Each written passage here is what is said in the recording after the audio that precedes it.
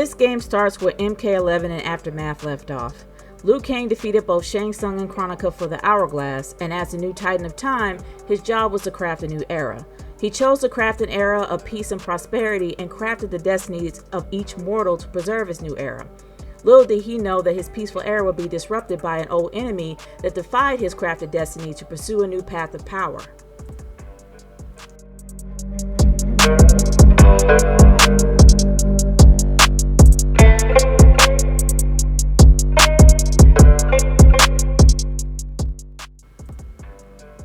Before I played story mode, I actually did the tutorial, and I'm kind of happy that I did.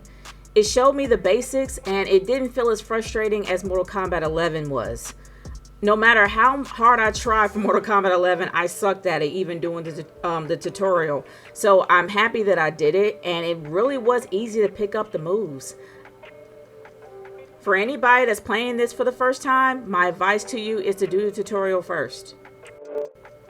I don't think I can gush enough of how great the visuals are. NetherRealm went all out for the visuals here. I played this on the Xbox Series X, and oh my goodness, does everything look absolutely amazing.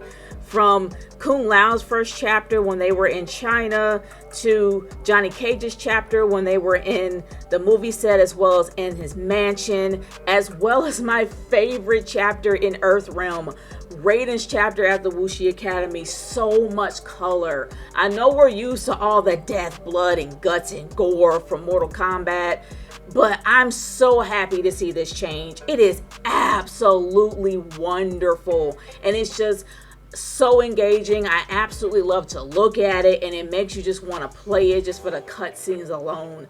NetherRealm went all out with this. Everything looks amazing, but by far my favorite is Outworld. Outworld looks so beautiful. It is so amazing to see all types of different creatures and denizens of that live in Outworld, especially seeing what the castle, well, not castle, I guess the fortress or whatever they call it, looks like, where Sindel lives, to see General Shao and his look and his visuals. I love Outworld. It's probably one of my favorite realms of this entire story, and it was so engaging and amazing to look at. They did such a great job here, and I'm happy that I played it on the Xbox Series X. As for character design, oh my gosh, they did such a great job with Melina. They made her look more human this time instead of her having that really huge Venus flytrap face. They actually gave her a disease this time that caused that, so I think that was pretty smart on their end to switch it up. And Li Mei, they did an amazing job giving her some substance here. I really didn't think that they were able to do that because she really wasn't a prominent character in most of the games, but they did an amazing job giving her some substance.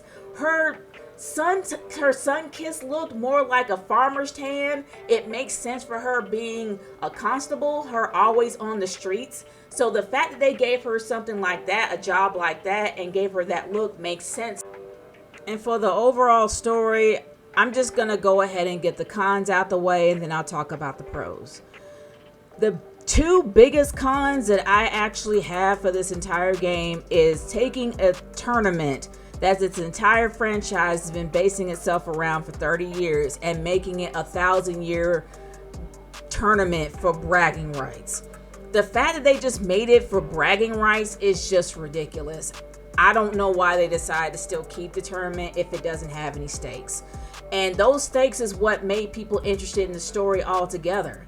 And getting rid of that, in my opinion, just reduces the story a little bit. And also the big bad towards the end was very disappointing. I don't blame NetherRealm on that. I blame my expectations. I actually wanted to see Onaga. The fact that we didn't see Onaga was really disappointing because we've actually seen this fight before. We've seen Shang Tsung and we've seen Liu Kang fight for like ever. We kind of seen this battle before. This actually happened in the first tournament in the first Mortal Kombat that came out many years ago. So why are we seeing this again? We also saw this in Mortal Kombat 11, so why are we seeing this again? The fact that they reduced the tournament to nothing but bragging rights and also the reveal of the big bad was incredibly disappointing. But hands down, they did an amazing job with Sindel. I'm so happy that they actually took her back to her original origin, made her a very caring and authoritative queen, but now she's an empress here, and she is not afraid to lay down the law, especially when her own people go out of line. I love how she literally handled General Shao when he went too far, trying to go to war so early, and I love her interactions that she had with her daughters. But again, and I said hands down, but hands down again, the best character in this entire game, in my opinion, that had the best chapter I have ever seen in my entire life is Baraka. Baraka, they did him justice. He was not a jobber anymore. Good grief, did they job him out so much, and they really wrecked him in MKX. But they finally was giving him some redemption in Mortal Kombat 11 and some authority in Mortal Kombat 11, and they made him a leader here, a leader of his afflicted people who were afflicted of Tarkat. I love what they did with Baraka. I love what they did with Sindel. The overall story was amazing and very engaging. Yes, it was some disappointments towards the end, but by far this is one of the best stories that NetherRealm has ever come up with. For Towers mode, there's only one thing to talk about, and it's because, well, since everything now is canon, they're finally making the ladder endings for the Towers mode to be canon. That's one of the biggest pros that I can honestly see coming out of Towers mode. I don't really see a lot of cons. It's just the same thing. You pick a tower, you go up the tower until you see a ladder ending, except for Endless and Survivor mode. I have never played those yet, so to be honest with you, I don't know how they all go, but I do know that I actually got a ladder ending for Baraka, and I was very satisfied when I got it.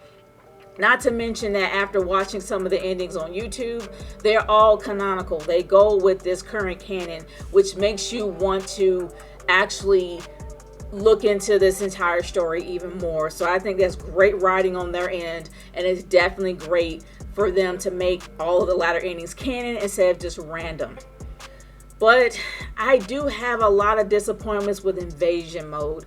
When I actually saw the layout for Invasion mode, I really didn't know what to expect. Before, I was expecting a grind fest, and it is a grind fest. But I will say that it is easy to level up your character very quickly, which makes it to the point where it's like painfully easy depending on who you pick. Of course, you know my boy was Baraka. I had Baraka through 3 maces, and it was way too easy for me.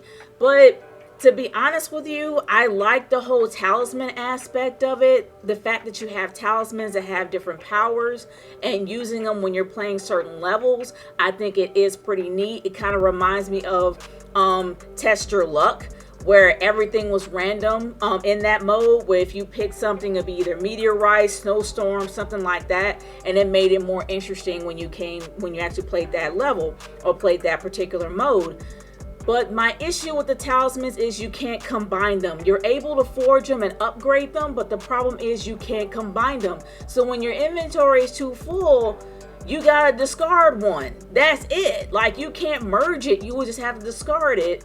And especially if it's a rare one, you will have to get rid of it to make your inventory full, and they will not let you progress until you get rid of it. That's annoying. I wish they were able to actually give you a way to combine it and make it into a brand new power so you can take it to the next season. But unfortunately, we can't do that, and it is pretty disappointing. Not to mention, like I said, it is a grind, and you don't even know where you're going when it comes to progression. You go back to the same place you went before. There's no map to show you where you've been, so you know if you're done or not.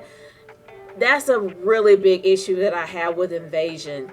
I just hope they make some improvements soon, because to be honest with you, I really do want to like it. It started off to be pretty fun, but now it's a bit of a grind fest. And I don't mind grinding if it leads to something good. I don't mind making that grind if it's going to lead to something I'm going to be very happy to receive in the very end. but it just seems like there's really no rhyme or reason or purpose for it. And I kind of missed the crypt.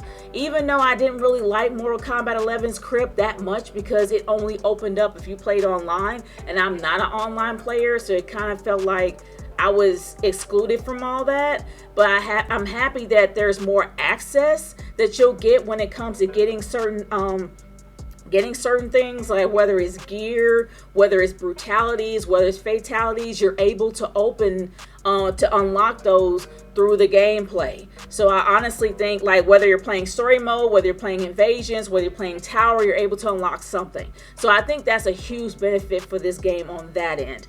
It's just, I wish they made invasions a little bit more fun. It just doesn't seem like it's very fun when you hit the third mesa. It just seems like wash, rinse, and repeat, and there's nothing new. Except you don't really have that armor that most of the enemies that you face have when you reach Shang Tsung's laboratory. There's really no armor. And it's just, I don't know. It just doesn't seem as fun as I thought it would be, but I hope that changes in the next season. And from what I hear, the next season is going to be Nataro, so maybe they'll add something extra. But other than that, guys, that is my thoughts, my pros and my cons for Mortal Kombat 11. For those who have played the game, let me know what you guys think in the comments below. Do you like the game? What do you like? What do you not like? And if you like what I do, by all means, subscribe, like this video, and share it with your friends. I'll talk to you guys later. Peace out.